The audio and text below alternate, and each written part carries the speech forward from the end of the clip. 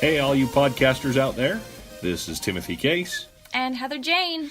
And you are tuning into Pet Parlor. Yay! It's a show about pet care, pet ownership, and kind of the basics if you're wanting to buy a pet and owning a pet. And today we have joining us Miss Godiva and Mr. Jon Snow as our little pet co-hosts today. Yep. They're both Jack Russell Rat Terriers. They are litter mates, and they are about 2.5 years old. Their birthday is actually on February 13th. They're my little Valentine babies.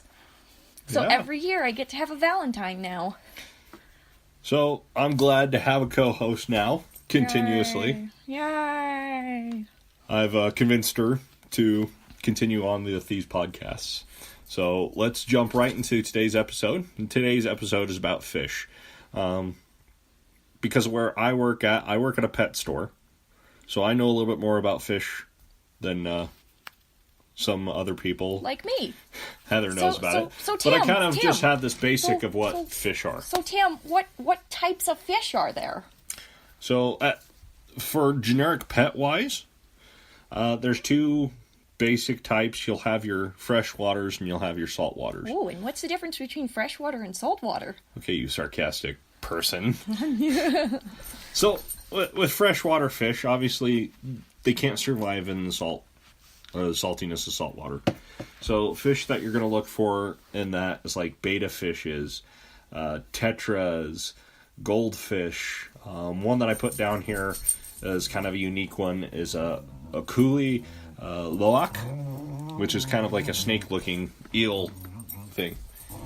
Oh, it looks like the dogs found a little toy to play with.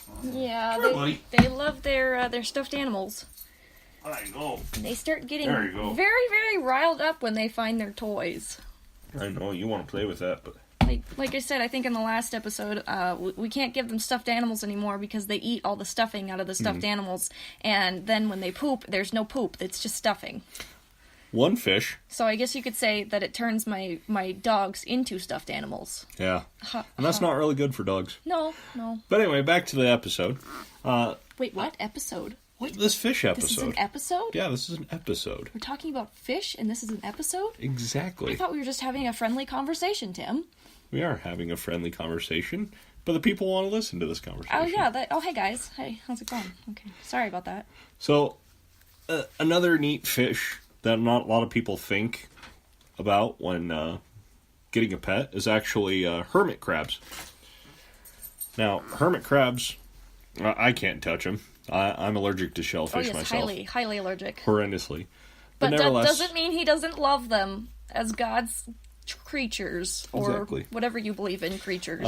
And freshwater fish, you can have either cold or warm water. I wouldn't put them in hot water, though. That's how you get shellfish. But certain fish you have to make sure Shrimpies. are in warm water, not in cold water. Like which one? Some of the cold water fish can survive in warm water, but it's not ideal. Bettas are definitely one that you need warm water. You don't want cold water because they're very sensitive fish. You see, Tim, that explains a lot. That explains why my betta keep dying, because I just must be putting them in cold water. Although I did have one fish that his name was Mr. Rogers, and that thing... Wasn't he a goldfish? No, he was not a goldfish. He was actually a betta fish, and... What was it? Oh, no, it was Arthur. Arthur was the one that we said... Remember Arthur? How Arthur would just sit there? You never fed Arthur? Oh my gosh. Arthur was like an eternal being. He never ate. He never moved. He just, like, you would have to literally pick up his tank and shake it slightly to get him to move. And every single day we thought he was dead. I really don't suggest doing that. No, I don't suggest it either, but it was necessary to make sure that he had not died. And so You traumatized the fish here. I didn't traumatize the fish. That's he a was big like, misconception and the with funny fish, thing, though. the funny thing is that I got him because of how spry and jumpity he was in the store, and then as soon as he got home, it's like he just wanted to die. Like, and Tim and I used to joke around that he was just sitting there judging everybody in the kitchen, just silently judging us all. No. I was saying that he was the next Buddha Oh yeah. because he was meditating. He was in a trance, He was seeking enlightenment. and he entered the ultimate enlightenment. Yes, he died. So saltwater fish, these tend to be more of like the exotic fishes that you'll get, like clownfish, angelfish, pufferfish, stuff like that. And all these fish, most fish anyway, you should be able to find at a local pet store. You can find pufferfish at a local pet store? Depending on where you're located. I used to have a friend who had a shark. That thing was really aggressive. Mm-hmm. And shark can go either way. They can be either a freshwater or a saltwater fish, depending on the species of shark that you have. Corals are another thing. Some people get fish tanks and get corals or just plants. Oh, they found another toy? Mm-hmm.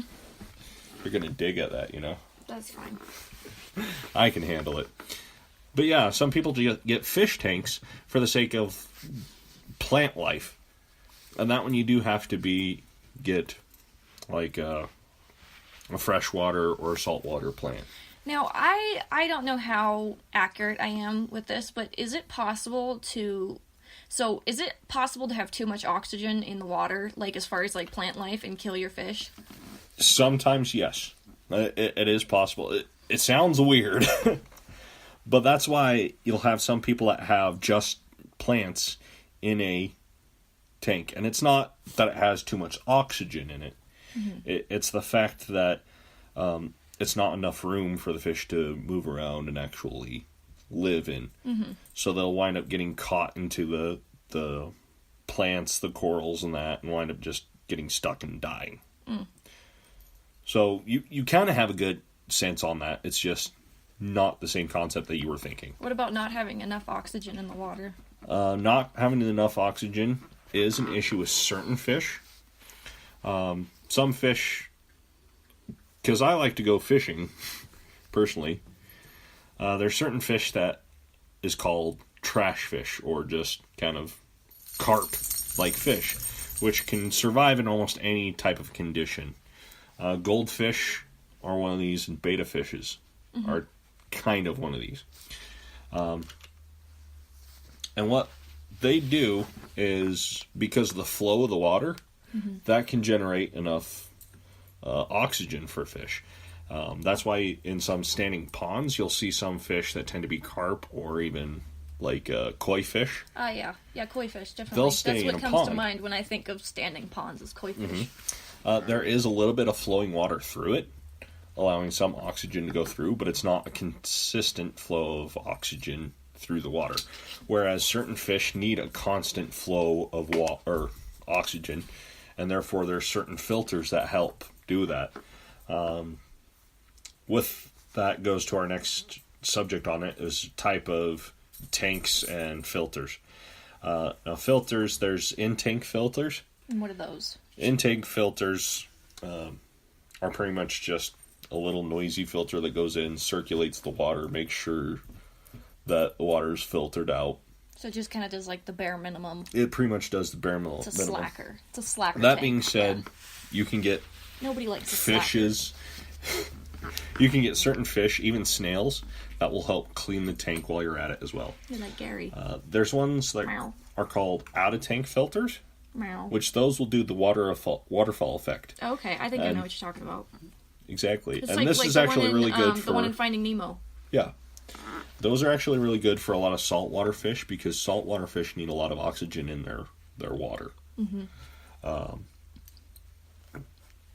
And then there's all natural, which that tends to be like ponds, fountains, stuff like that for fish like to thrive around. You know, Like their koi own fish. like environments that they're self-sustaining environments. Exactly. And like I said, fountains is one that winds up making a lot of oxygen. Mm-hmm. Usually you don't put fish that need a lot of oxygen in there because it tends to be a cold water situation. Yeah. So a lot of fish that need a lot of oxygen wind up needing a warm water, and there's not really a lot of fountains that have warm water. So you usually get like koi, goldfish, stuff like that that can survive a cold water environment. The next thing would be the types of fish foods that are out there. There are, surprisingly enough, thousands of different types of fish foods, and it's depending on the type of fish that you have. The only fish that you food can do I've it. ever can think of or ever seen is just that flaky stuff that looks like dead skin. Well, see, there's flakes, and a lot of fish wind up eating flakes. Like goldfish will eat flakes, betta fish will eat flakes, koi fish sometimes will eat flakes and that. But there's also things like pellets. Some fish will eat nothing but pellets. Okay. And the pellets need to sink down to the bottom because they're more of a bottom-dwelling fish. Yeah, There's fish that I don't know about you, but that doesn't really sound like a very appetizing meal. pellets. Pellets and flakies and just Koi fish, they'll eat pellets. And depending on the type of pellet, there's floating and sinking pellets. And that is usually for like a really big koi fish. Like if you have a big koi pond. yeah. There's also algae feeding, which they actually will sell you a strip of seaweed that'll help generate more algae in the tank. Or the little algae tablets, which will float down to the bottom, and they'll eat the algae Yeah. from it. Yeah. So before we go on to our next topic, Tim, what do you think the best fish to buy for someone who is, like a first-time fish parent? There's a bunch of groups that you can go for. Betas are usually the first ones that come to mind. Because just you because end up getting internal. it's really easy to make. Eternal, Buddha Exactly. fish. They're really easy to take care Never of. die. They're really simple. That being said, sometimes beta fish aren't the cheapest. There's certain types of beta fish. And a lot of stores will just label them as fancy beta fish. That can go up to $20 for a beta fish. What's the difference between a fancy beta fish and like a not fancy beta fish? Like the a not fancy, poor I people's- guess, poor beta people, fish, beta fish tend to have darker colors, very basic looking and that. Whereas the fancier beta fish will have like lighter colors, more coloration to them. That's one thing that you will need to do when you have a fish, though, is check on the coloration of it. Because certain fish, they have this very pale looking to them, that they're not normally pale. That could be an indication that there's something wrong with the fish, and you might have to get some form of a fish medicine or conditioner for your water. What is conditioner for your water? What is that? So that's like stuff that will have medicine, anti-stress medicine, which is definitely one thing that I suggest if you buy a fish. Fish get stressed too. It's a really stressful situation for fish. Yeah, I would be stressed out. I'd be like, what the? I mean, for like, say you buy a cat or a dog or even a guinea pig, they're expecting to be bought or be transported somewhere. That's just what their life is. Fish, on the other hand, sad. fish aren't used to that. Fish haven't adapted to that point. And that's why you'll usually hear people say that like fish aren't really technically domesticated. Fish They're are tamed. friends, not food. To an extent. To an extent. I like myself Debatable. a tasty halibut or a tasty salmon, you know. That being said, I'm not going to look at a pet store and be like, goldfish. Tim's I'm going to actually- put that on my plate. Tim's actually lying. He has a bumper sticker that says that on his car. Fish are friends, not food. He actually goes to rallies on weekends holding a sign that says it. And then he, like, punches people in the face that decide to, like, come up to him, like, with, like, some shellfish. Yummy! It's so good! See, shellfish I won't even touch. That being said, I understand people that like eating shellfish. And a matter of fact, that's also one of the foods that you can feed fish is dried shrimp. And also that certain sounds fish, better than pellets. certain dried shrimp. fish get big enough that you wind up getting feeder fish.